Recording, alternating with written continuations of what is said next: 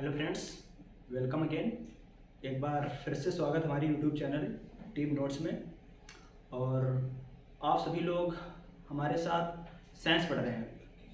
Science में अभी तक पढ़ा आपने जो चैप्टर चल रहा है, कौन सा चैप्टर चल रहा है? रक्त। रक्त में काफ़ी चीज़ें पढ़ चुके हैं आप लोग, जैसे कि प्लाज्मा के बारे में हम लोग जान चुके हैं, प्लाज्मा कितने % होता है। उस दिन आरबीसी के बारे में सारी चीज़ें पढ़ी, ठीक है। और डब्ल्यूबीसी जो है वो कंटिन्यू चल रही है। डब्ल्यूबीसी के बारे में काफ़ी पॉइंट क्लियर कर चुके हैं जो हमारे कंपटीशन एग्ज़ाम में पूछे जाते हैं। आज क्या करेंगे, कुछ पॉइंट्स अभी रह गए थे डब्ल्यूबीसी को, उसको पढ़ेंगे। और जो कौन कौन से क्वेश्चन बन सकते हैं डब्ल्यूबीसी से, उनको क्लियर करेंगे आज, ठीक है फ्रेंड्स।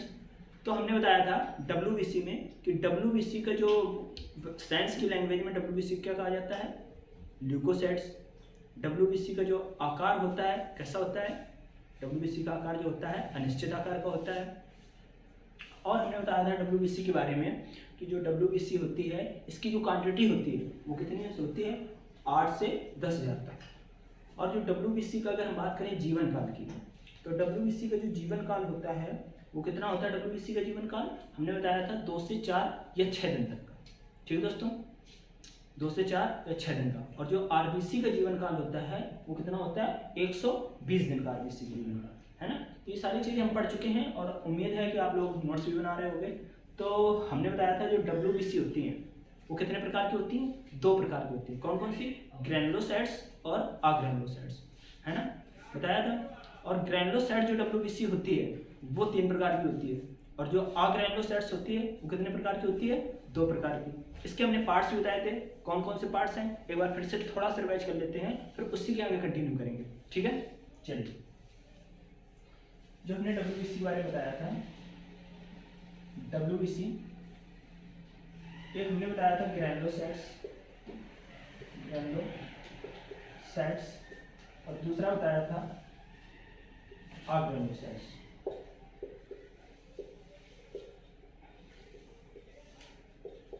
ठीक है। ग्रैनुलोसाइट्स के हमने 3 पार्ट्स बताए थे, कौन कौन से?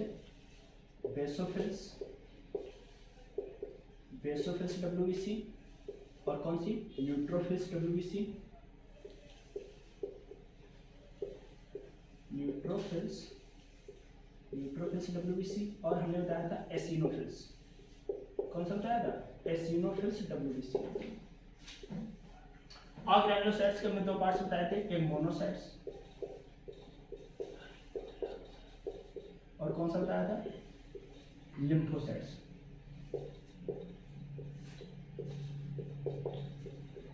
लिम्फोसाइट्स के भी 2 पार्ट्स होते हैं, कौन कौन से? एक टी लिम्फोसाइट्स और एक बी लिम्फोसाइट। तो इसके बारे में हमने बताया था कल। तो सबसे पहले जो हमने हेडिंग डलवाई थी बेसोफिल्स, बेसोफिल्स के बारे में हमने बताया था ये किस चीज में हेल्प करती है? बेसोफिल्स डब्ल्यूबीसी, बेसोफिल्स हेल्प करती है एलर्जी के टाइम में। देखा होगा हमारे शरीर में कभी कभी एलर्जी हो जाती है, तो कौन सी डब्ल्यूबीसी हमारी एलर्जी से बचाने के लिए सहायक है? तो आप लोग बताओगे बेसोफिल्स डब्ल्यूबीसी, ठीक है। और हमने बताया था बेसोफिल्स करती क्या है, एलर्जी बनती कैसे है? जब हम कभी खराब खाना खा लेते हैं, खराब फूड खा लेते हैं, ठीक है। जैसे मान लो खराब खाना खा लिया, शादी पार्टी में गया, खराब खाना खा लिया, या आउटडेटेड टेबलेट खा ली, जो काफ़ी दिन से घर में पड़ी हों, उनको हमने टेबलेट खा ली, तो क्या हुआ? एलर्जी बनती है। एलर्जी कैसे बनती है? हमारे शरीर में खराब खाने से क्या होता है? एक केमिकल रिलीज होता है, उस केमिकल का नाम हमने बताया था, क्या नाम होता है उसका? Histamine chemical. इस केमिकल का नाम होता है हिस्टामिन केमिकल। और ये हिस्टामिन केमिकल जब बनता है तो इसी के कारण क्या बनती है? एलर्जी, स्किन में रेडनेस आने लगती है, ठीक है। तो बेसोफिल्स हमने उस दिन पढ़ा दिया था। आज हेडिंग डालिए सभी लोग न्यूट्रोफिल्स, न्यूट्रोफिल्स।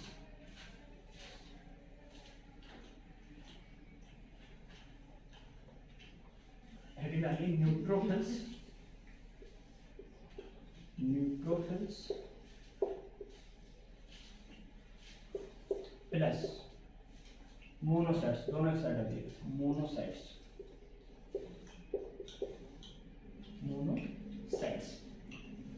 ठीक है।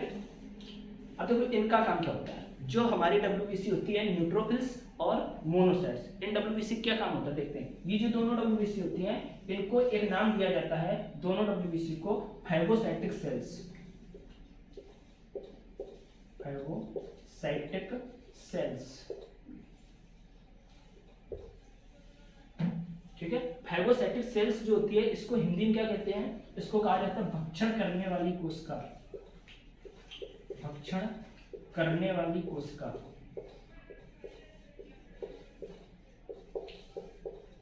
ठीक है फ्रेंड्स, मतलब भक्षण करने वाली कोशिका कैसे भक्षण करती हैं, देखिए जैसे हमारे शरीर में कोई बाहर से सूक्ष्म जीव आ गया, कोई बैक्टीरिया आ गया, तो ये क्या करते हैं दोनों WBC, एक न्यूट्रोफिल्स और मोनोसाइट्स, ये दोनों एक्टिवेट हो जाते हैं और जो बाहर से बैक्टीरिया आता है उस पर अटैक करके उसका क्या कर लेते हैं, भक्षण कर लेते हैं। ठीक है, देखते हैं, तो यहाँ देख सकते हो पॉइंट में, बाहर से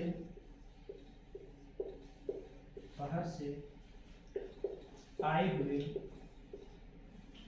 हुए सूक्ष्म जीवों पर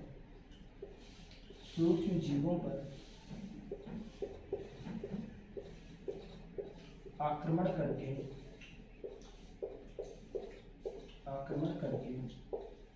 ये दोनों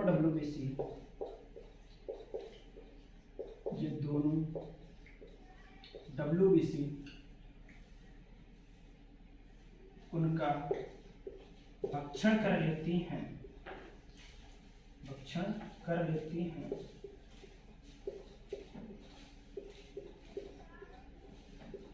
ठीक है, तो इनका काम क्या होता है, बाहर से आए हुए सूक्ष्म जीवों के ऊपर अटैक करेंगी और उनका भक्षण करेंगी। ठीक है, बात समझ में आई सभी लोगों को। अब देखते हैं, तो न्यूट्रोफिल्स और मोनोसाइट्स, इनके फंक्शन समझ गए सभी लोग। अब हेडिंग डालना है एसिनोफिल्स। इसको साफ कर देते हैं, लिख लिया होगा आप लोगों ने।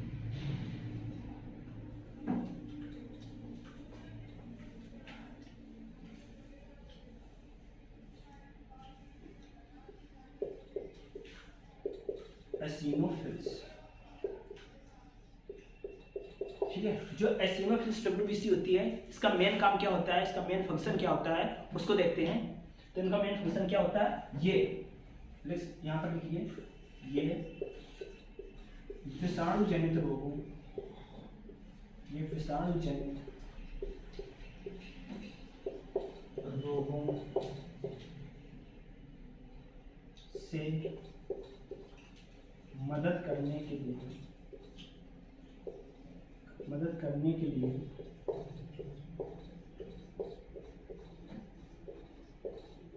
सहायक है। मतलब क्या, जब कोई आपको वायरस से डिजीज होगी, वायरस की डिजीज होगी, मतलब विषाणु से कोई रोग होगा, तब एक्टिवेट कौन सी होगी, WBC, एसिनोफिल्स। और ये क्या करेगी, उसको उस पर अटैक करेगी और उनका भक्षण करेगी, यानी किस पर, जो हमारी वायरस डिजीज होगी उन पर। ठीक है, तो उन पर अटैक करके हमें क्या करती है, उन सूक्ष्म जीवों से प्रतिरक्षा प्रदान करती है। ठीक है, बात समझ में आई। एक पॉइंट से कुछ बनता है कि ये क्या करते हैं, ये WBC है एसिनोफिल्स, ये बेसोफिल्स के साथ एक्टिवेट होकर के एलर्जी को ठीक करने में सहायक है। जब हमने बेसोफिल्स पढ़ाया था तब इसके बारे में बताया था पिछली क्लास में। ठीक है, तो लिख सकते हैं यहाँ पर, ये WBC बेसोफिल्स के साथ मिलकर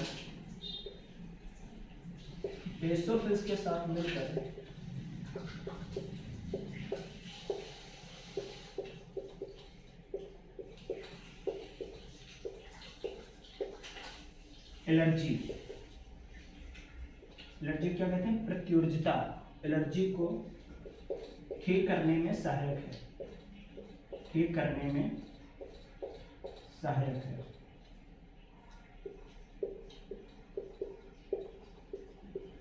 ठीक है फ्रेंड्स, तो बात समझ में आई। जो हमारी एसिनोफिल्स WBC है, ये क्या करती है, ये बेसोफिल्स WBC के साथ मिलती है और बेसोफिल्स जो WBC होती है वो भी एलर्जी को ठीक करती है, और ये जो हमारी एसिनोफिल्स WBC है ये भी एलर्जी को ठीक करती है। तो दोनों WBC मिलकर क्या करती हैं, एलर्जी को ठीक करने में सहायक है। और ओनली अगर एसिनोफिल्स की बात करें तो ये क्या करती है, विषाणु जनित रोगों से मदद करती है, जो वायरस की डिजीजें होती हैं उनसे हमारी हेल्प करती है। ठीक है, ठीक फ्रेंड्स, बात समझ में आई सभी लोगों को।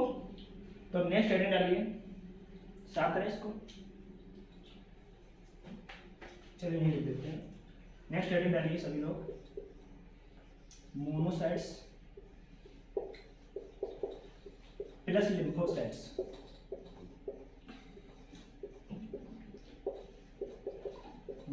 मोनोसाइट्स और लिम्फोसाइट्स, इनका फंक्शन क्या होता है, इनका कार्य क्या होता है? मोनोसाइट्स और लिम्फोसाइट्स। मोनोसाइट्स और लिम्फोसाइट्स का कार्य होता है, ये जो WBC होती हैं ये क्या करती हैं, ये WBC मेमोरी सेल्स बनाती हैं, मेमोरी सेल्स यानी कि याद रखने वाली कोशिका। ठीक है, तो लिख सकते हो ये WBC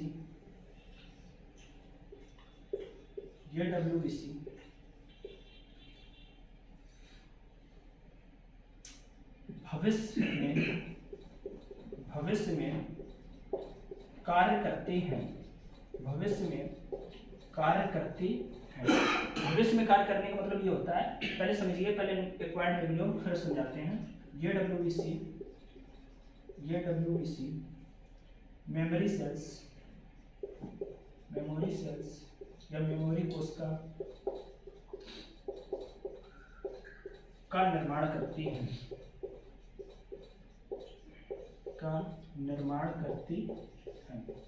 देखिए कैसे कार्य करती हैं, मतलब ये जो होती है भविष्य में कार्य करती हैं। भविष्य में कैसे कार्य करती हैं, देखा होगा आपने, जैसे बचपन में हम लोग क्या करते हैं, पोलियो की दवा पीते हैं। ठीक है, बचपन में क्या होता है, पोलियो की दवा पीते हैं। तो पोलियो की दवा हम लोग एक बार बचपन में पीते हैं 5 साल तक, इसके बाद क्या होता है, पूरी उम्र, पूरी जिंदगी हम लोगों को पोलियो की बीमारी नहीं होती। तो रीजन क्या होता है, जो हम लोग पोलियो की दवा पी या और कोई जैसे मान लो टेटनस की या BCG की हमने कोई इंजेक्शन लगा लिया, ठीक है, जो हमने वैक्सीन लगवा लिया, तो होता क्या है कि जैसे हमने मान लो पोलियो वाली दवा पी ली, अब ये जो पोलियो की दवा हमने शुरू में बचपन में पी थी, ये दवा क्या करती है, ये दवा किसके पास जाएगी, मोनोसाइट्स और लिम्फोसाइट्स के पास। किसके पास जाती है, मोनोसाइट्स और लिम्फोसाइट्स के पास, और उनके पास जा करके एक सेल्स का निर्माण करती है, एक सेल्स, नई सेल्स बना लेती है, और उस सेल्स को कहते हैं, क्या कहते हैं उस सेल्स को, मेमोरी सेल्स, मतलब याद रखने वाली कोशिका, और ये याद रखने वाली कोशिका बनाती है। और भविष्य में कभी भी आपको पोलियो होगा, तो पोलियो वाले वायरस को क्या कहा जाता है, पोलियो वायरस कहा जाता है, क्या कहा जाता है, पोलियो वायरस। और इसको एक नाम और दिया जाता है, एंटेरो वायरस। क्या नाम दिया जाता है, एंटेरो वायरस। तो ये जब कभी भी आपको पोलियो वाले वायरस भविष्य में कभी भी आपके शरीर में एंटर करेंगे, कभी भी आएंगे, यानी कि ये जो वायरस आए कभी भी पोलियो आएंगे, तो इसने जो सेल्स बनाई है, कौन सी सेल्स, मेमोरी सेल्स बनाई है, ये क्या करती है, ये हमेशा याद रखेगी, किसको याद रखेगी, पोलियो वायरस को और एंटेरो वायरस को। जैसे ये वायरस कभी भी आएंगे तो ये सेल्स क्या करेगी, इन पर अटैक करेगी और इनको भक्षण कर लेगी। इससे हमारी पोलियो से क्या हो जाती है, पोलियो वाली बीमारी से बचत हो जाती है, ये बीमारी नहीं हो पाती है।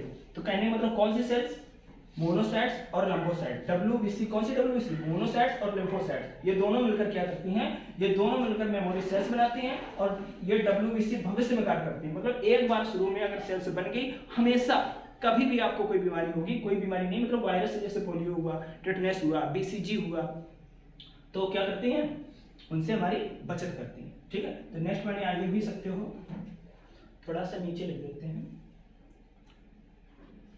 इसी प्रकार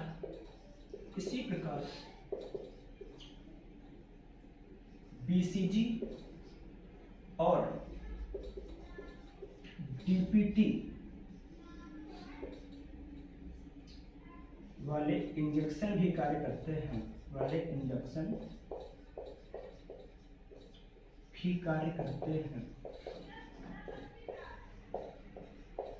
कहने का मतलब जो हमारा BCG का टीका लगाया जाता है वो भी इसी तरीके कार्य करेगा, यानी कि मेमोरी सेल्स बनाएगा। और जो DPT का टीका लगाया जाता है वो भी किसी की तरह कार्य करेगा, इसी की तरह मेमोरी सेल्स बनाएगा, और दोनों क्या करेंगे, वायरस से मतलब बचा लेंगे। BCG का फुल फॉर्म काफी बार पूछा गया है, BCG का फुल फॉर्म क्या होता है, बैसिलस कैलमेट गैरेन, लिख लेना, लिख लेंगे क्या होता है full form, bacillus Calmette Guerin. SSC GD में कई बार क्वेश्चन पूछा गया है कि BCG का फुल फॉर्म क्या होता है, कभी कभी पूरा पूछ लेते हैं और कभी कभी क्या होता है किसी एक का पूछ लेते हैं, इसका क्या नाम है, B से क्या होगा या C से क्या होगा, C से क्या होता है कैलमेट और G से क्या होगा ग्यूरेन।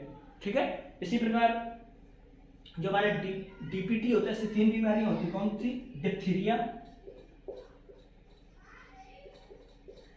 और कौन सी, पार्टुसिस, इसे कहते हैं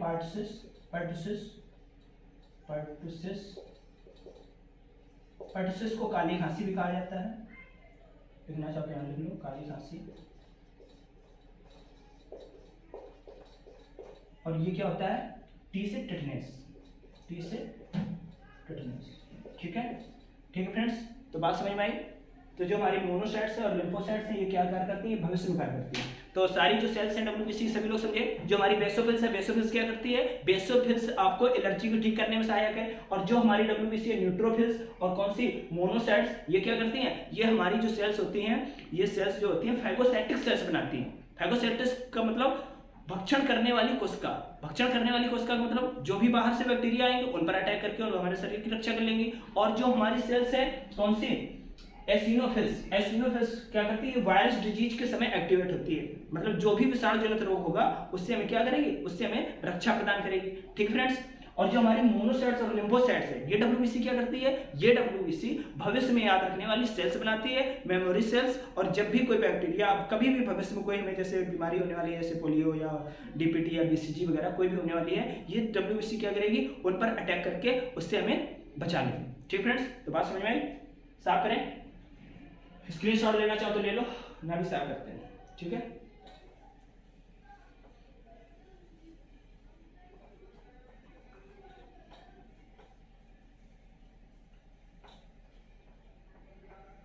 अब हेडिंग डालिए डिजीज ऑफ डब्ल्यूबीसी।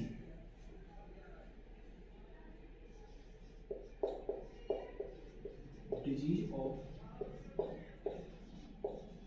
डब्ल्यूबीसी, ये लिख सकते हो हिंदी में, डब्ल्यूबीसी से बीमारियां। डब्ल्यूबीसी से कौन सी बीमारियां हो सकती हैं, जैसे हमने देखा आरबीसी पढ़ाया था, आरबीसी से कौन कौन सी बीमारियां बताई थी। आरबीसी की कमी से एनीमिया रोग होता है। और जो आरबीसी की अधिकता हो, जरूरत से ज्यादा हमारे जो बोन मैरो होता है लाल रुधिर कणिकाएं बनाने लगे तो कौन सा होता है, पॉलीसाइथेमिया। ठीक है, इसी प्रकार जो हमारी डब्ल्यूबीसी है इनकी कमी से और इनकी अधिकता से कौन सा रोग होता है, तो लिख सकते हो यहां पर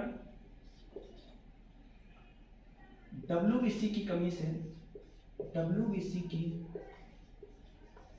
कमी से ल्यूकोपीनिया, ल्यूकोपीनिया, ल्यूकोपीनिया नामक रोग होता है।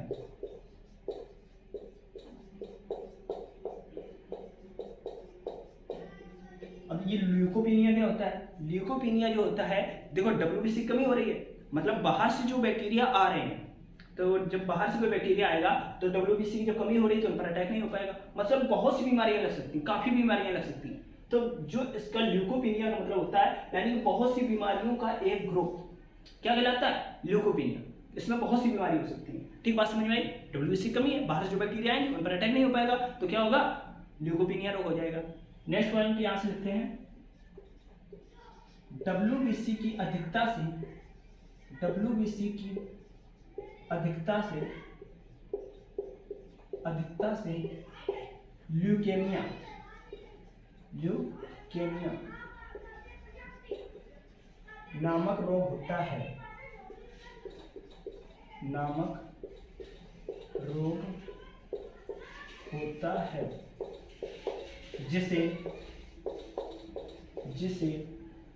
ब्लड कैंसर कहा जाता है, जिसे ब्लड कैंसर कहा जाता है।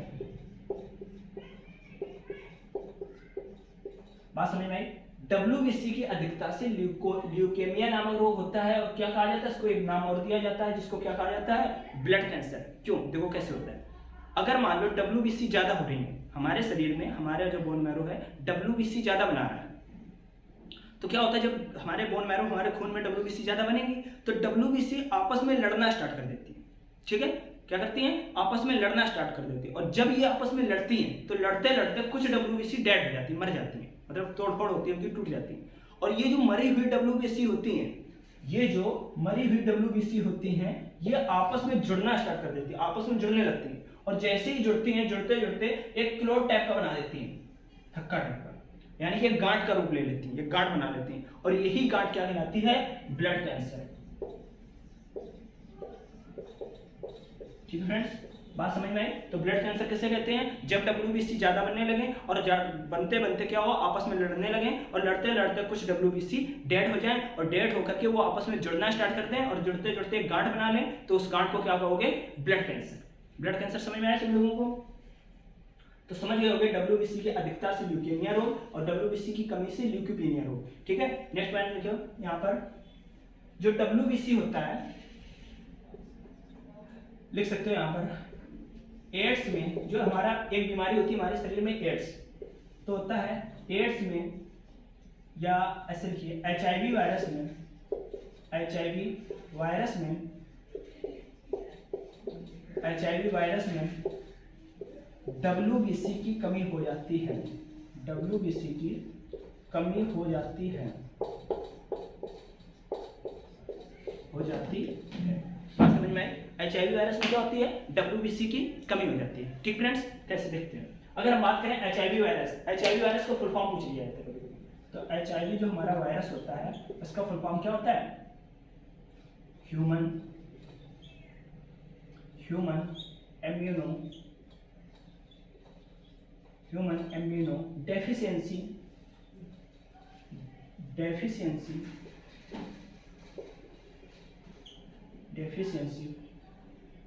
वायरस। इसका फुल फॉर्म पूछा जाए HIV का तो क्या होगा, ह्यूमन इम्यूनो डेफिशिएंसी वायरस। ठीक है, इम्यूनो का मतलब वायरस मतलब विषाणु, इम्यूनो का मतलब इम्यून सिस्टम में कमी आती है। किस सिस्टम में कमी आती है, हमारे प्रतिरक्षा तंत्र में। इम्यून सिस्टम को क्या कहते हैं, इम्यून सिस्टम में कमी आती है। किसमें कमी आती है, इम्यून सिस्टम में, है ना, इम्यून सिस्टम में कमी आएगी। और इम्यून सिस्टम को क्या कहेंगे, प्रतिरक्षा प्रणाली, प्रतिरक्षा तंत्र भी कह सकते हैं और प्रतिरक्षा प्रणाली, प्रतिरक्षा तंत्र। ठीक है, बात समझ में आई। इसमें कमी आएगी HIV वायरस में, तो WBC कम होगी तो कौन सा रोग होने की संभावना होती है, HIV। ठीक है, और इसमें क्या होता है, एड्स। अगर एड्स का भी नाम पूछ लिया जाता है, WBC कमी से एड्स रोग होता है, एड्स का अगर नाम पूछ लिया जाए, एड्स का फुल फॉर्म पूछ लिया जाए तो एड्स का फुल फॉर्म क्या होता होगा आप लोग, एक्वायर्ड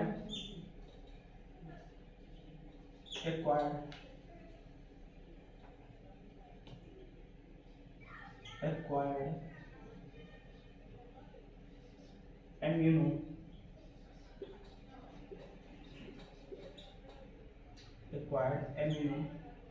डेफिशिएंसी सिंड्रोम,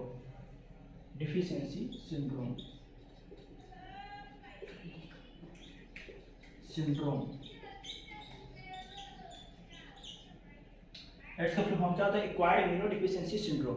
देखो सिंड्रोम क्या होता है, पहले सिंड्रोम को समझते हैं। सिंड्रोम का मतलब होता है बहुत सी बीमारियों के एक ग्रुप, बहुत सी बीमारियों का एक ग्रुप। इसको क्या कहोगे, बहुत सी बीमारियों का ग्रुप,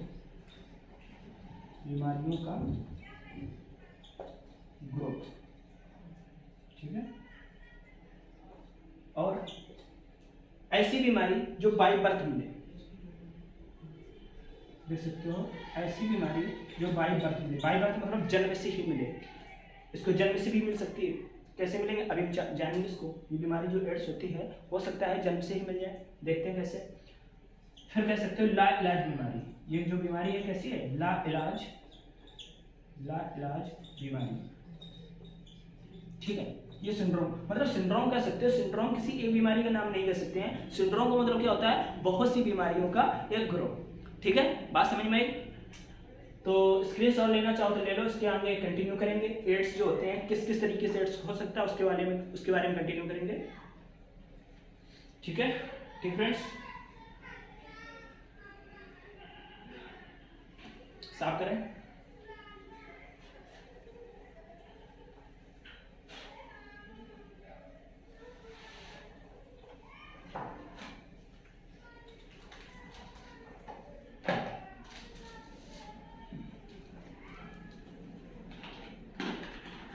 थोड़ा क्लास जो है लंबी हो रही है, इसीलिए आज के लिए इतने ही रखते हैं। और नेक्स्ट क्लास जो होगी इसी के आगे कंटिन्यू करेंगे। उसमें हम जानेंगे एड्स जो होता है, एड्स किस किस तरीके से हो सकता है, दुनिया में कितने टाइप होते हैं एड्स होने के लिए, उसके बारे में जानेंगे, उसके बारे में कंटिन्यू करेंगे। सभी लोग पढ़ाई करते रहिए और सभी लोग कमेंट्स करके बताया जरूर करो कि क्लास कैसे चल रही है, और कोई जो दिक्कत आ रही होगी आप लोगों को वो सारी चीज़ें बताया करो और कमेंट जरूर किया करो, बताया करो।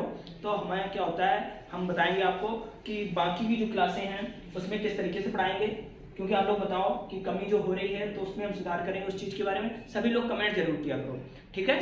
ठीक है दोस्तों, तो सभी लोग बताइए आप लोग पढ़ाई कैसी चल रही है, कमेंट करके सब लोग नीचे लिखिए, बताइए पढ़ाई कैसी चल रही है। और इसी के साथ आज यहीं तक रखते हैं।